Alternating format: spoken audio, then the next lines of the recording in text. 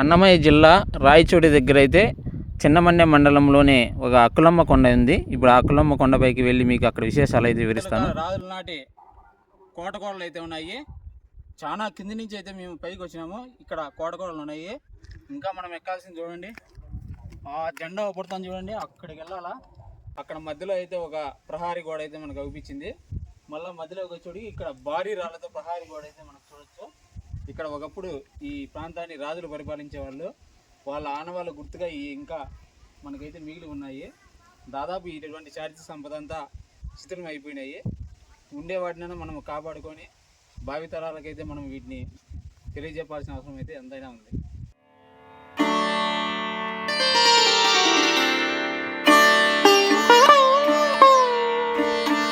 మనకి ఇక్కడ కూడా ఇంకొక కోట అయితే ఉంది. ఇది దాదాపు మనకు 3వ కోట ఇది.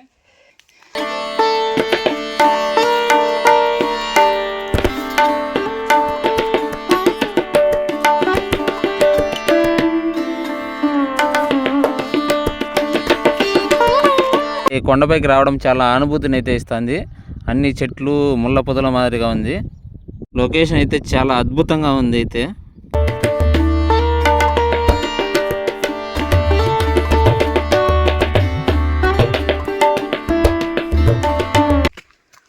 చూడండి, మొత్తం కోట కూడా ఎంత దృఢంగా ఎంత రాళ్ళను అప్పట్లో ఇంత పైన వాళ్ళు నిర్మించారంటే శత్రు దుర్భేద్యంగా అయితే వీటిని నిర్మించినారు. చూడండి, కొనాముదులు అయితే ఉన్నాయి. మనం ఇప్పుడు 6వ కోటకి అయితే వచ్చేసాము.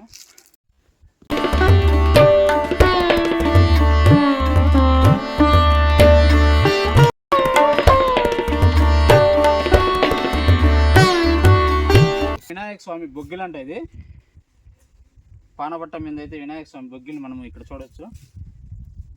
అక్కడ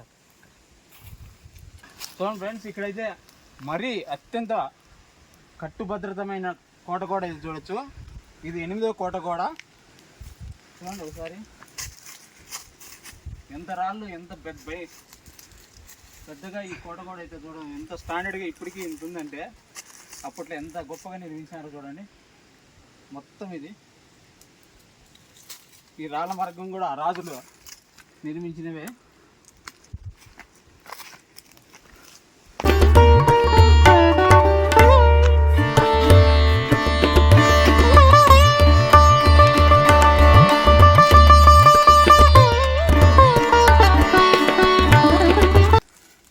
చూడండి ఫ్రెండ్స్, ఎంత దూరం వచ్చామో ఏమో తెలియదుగా.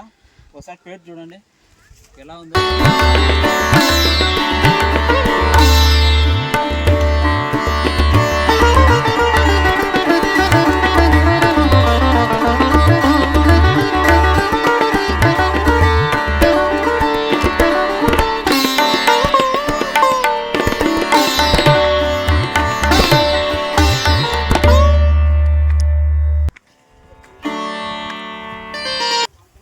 కోట ద్వారాల దారి ఇది 11వ కోట ద్వారము. ఇక్కడి నుంచి ఈ మెట్లు ఎక్కితే ఇంకా పైకి వెళ్ళడానికి అవకాశం ఉంది. చూద్దాం పైన ఏముందో, ఇంకా ఎన్ని కోట ఉన్నాయో, ఎలా ఉన్నాయో.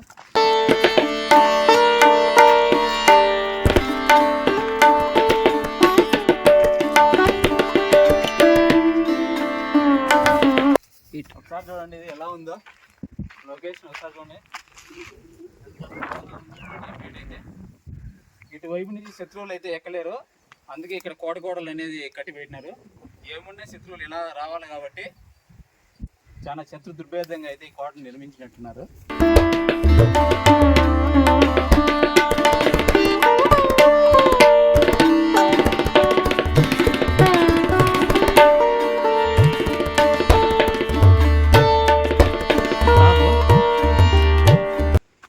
మొత్తానికి అయితే పైకి వచ్చేసాము. మొత్తం 12 కోట ద్వారాలు అయితే మనకు ఎదురవుతాయి టాప్కి వచ్చేవాడికి. వీళ్ళంతా మనకు సహకరించిన వారు. వీళ్ళు చిన్నమన్నె మండలం బోరిరెడ్డి గారిపల్లి వాస్తవులు. వీళ్ళు ఈ అక్కులమ్మ కొండపైన మనకి ఈ ప్లేస్ని అయితే మనకు సహకరించి చూపించిన వారు. ఈ అక్కులమ్మ కొండ చాలా విశిష్టమైన ప్రదేశము. ఇక్కడ 101 దొనలు, 101 మెట్లు, 101 రోళ్ళు, ఇలా విశిష్టమైనటువంటి గొప్ప ప్రదేశం ఇది. ఇక్కడ అక్కదేవతలు అత్యంత మహిమగల వారు. కింద గవిమల్లేశ్వర స్వామి నుంచి అక్కదేవతల వరకు అయితే ఒకటే గుహ ఉంది. అంత గొప్ప చారిత్రక నేపథ్యం ఉన్నటువంటి ఆధ్యాత్మికమైన ప్రదేశము మరియు రాజులు పరిపాలించినటువంటి ప్రదేశం ఇది.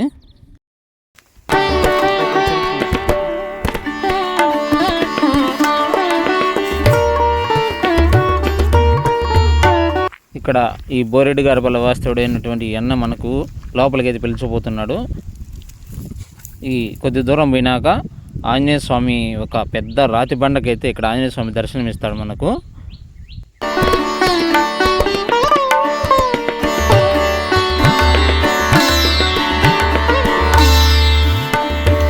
ఎంత పెద్ద కోట ఉందంటే దీన్ని చెప్పలేను, ఇంత పెద్ద కోట అయితే ఉంది కొండపైన. ఇక్కడి నుంచి ఒక అసలు నడుములెత్తు ఒక బాధ గడ్డిలాగా ఉంది. ఈ గడ్డిలో అయితే నడుచుకుంటూ వెళ్ళాలి. ఏ పాములు ఉంటాయో తెలియదు, కానీ ధైర్యంగా అడిగేసి ముందుకైతే వెళ్తున్నాము. అసలు కింద ఏముండేది కూడా తెలియదు. చూడండి ఫ్రెండ్స్, ఎంత గడ్డి గేదము అంతా అలుముకొని ఉంది. అటువంటి ప్రదేశంలో అయితే దాటుకుని వెళ్తే కానీ మనము మెయిన్ కోట దగ్గర, శిథిలమైన కోట దగ్గరికి అయితే చేరుకోలేము.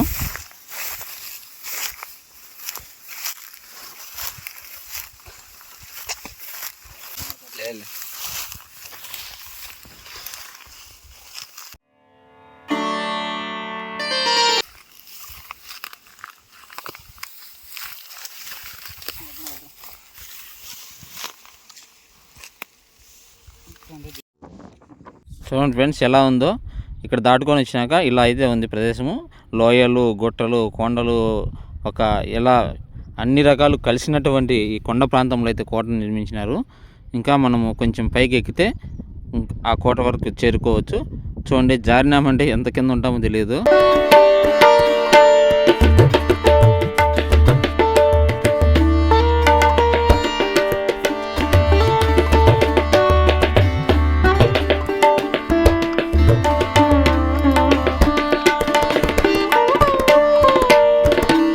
ఇదే ప్రధాన కోట. ఈ కోటలు అయితే శిథిలమైపోయి ఉంది, లోపల కూడా అంత శిథిలావస్థలో ఉంది. మెయిన్ ప్రధాన కోట అయితే ఇదే. చూడండి ఎంత పెద్ద రాళ్ళతో అయితే ఈ కోట నిర్మించినారు. ఎంత పైకి వచ్చామా కింది నుంచి ఈ బండ మీద ఎక్కించోడికి అబ్బా కష్టంగా ఉంది ఫ్రెండ్స్. చెమటలు గాడిపోతున్నాయి, గస ఈ ఎండకు. నీళ్ళు దెబ్బకిద్దాయి, నీళ్ళు పంటలు కూడా తెచ్చుకున్నాం మేము. చూడండి కోట చూడండి ఎంత రాళ్ళు ఏమి కదా. ఈ కోట చూడండి ఎంత అద్భుతంగా ఉందో. ఈ కోట చూపించడానికి ఇంత రిస్క్ అయితే చేసా. కొద్దిసేపు రెస్ట్ తీసుకొని ఈ కోట అయితే షూట్ చేస్తాను ఫ్రెండ్స్. అయితే చూడండి ఒక రాయి ఎంత ఉందో చూడండి. ఆ కాలంలో ఈ గోడ అయితే ఎంత దృఢంగా ఎంత స్ట్రాంగ్గా ఉందంటే కట్టింది. చూడండి ఎంత ఎడలుపుతో ఉంది చూడండి. ఈ ప్రహారీ గోడ అయితే దాదాపు ఒక బాడంతా ఉంది ఫ్రెండ్స్. లోపల చూపిస్తాను.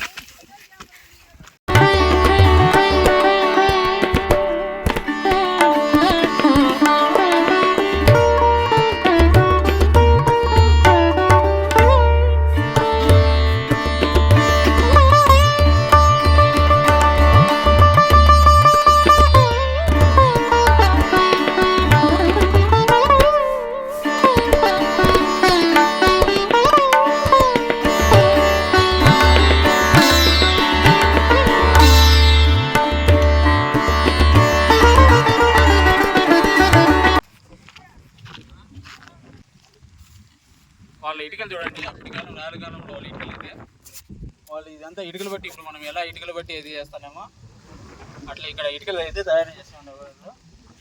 మొత్తం ఇటుకల కర్మాగారం మాదిరిగా చూడండి. ఒక అడుగు అయితే ఉంటుంది ఈ ఇటుక మొత్తం. ఇవన్నీ ఇటుకలే కట్టున్నారు, అవి మోసినారు. గోడ కట్టినారు. ఏందన్నా ఇది వస్తారా?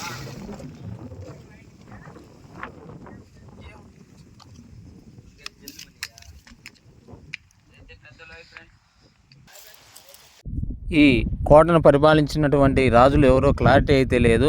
ఒక స్పష్టమైన ఆధారాలంటూ, చారిత్రక ఆధారాలంటూ లేవు.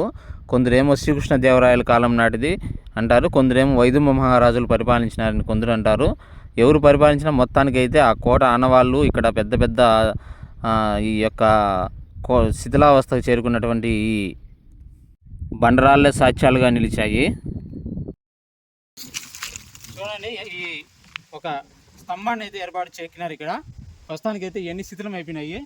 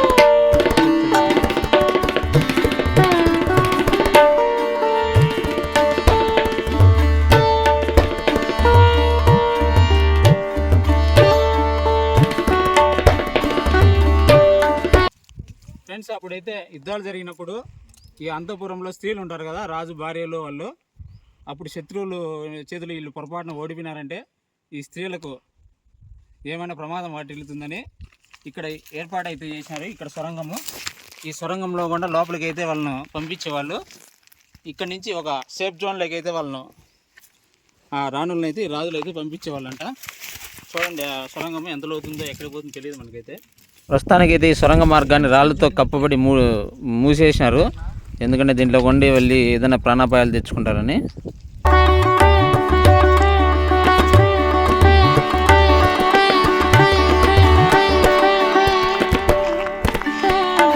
ఇంత గొప్ప చారిత్రక ఆనవాళ్ళు ఉన్నటువంటి ఈ ప్రదేశం గురించి స్పష్టమైన ఒక చరిత్ర అంటూ లేకపోవడం మన దురదృష్టకరము.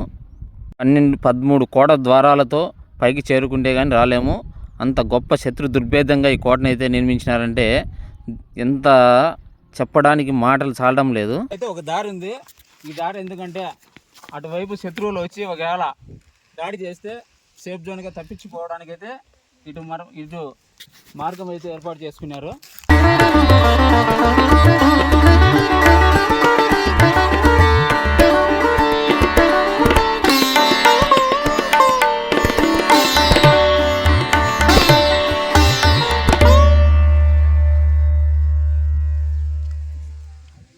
స్థానికులేమో దీన్ని మధ్యలోనే వదిలేసినారు. కొందరు పరిపాలించి తర్వాత కాలంలో కనుమరుగైపోయిందని కొందరు రకరకాలుగా చెప్తున్నారు. కానీ ఎవరు స్పష్టమైనటువంటి ఒక చరిత్ర అయితే ఎవరు అందించడం లేదు. ఇది మనకు తెలిసి వైదొమ్మ మహారాజులు లేదా ఈ ప్రాంతాన్ని శ్రీకృష్ణదేవరాయలు పరిపాలించి ఉండవచ్చు అనే ఒక అంచనా అంతే ఉంది.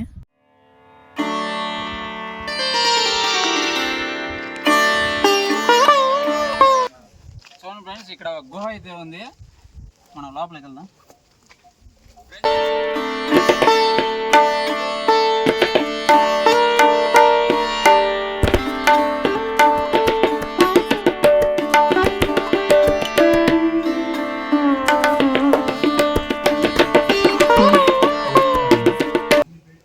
శివుంది చూడు, ఇక్కడ చూడండి శివుడు అయితే ఉన్నాడు ఇక్కడ లోపల. ఇక్కడ దీపం కూడా ఉంది. చూడండి, ఇదంతా ఒక పెద్ద గుహ. చూడండి,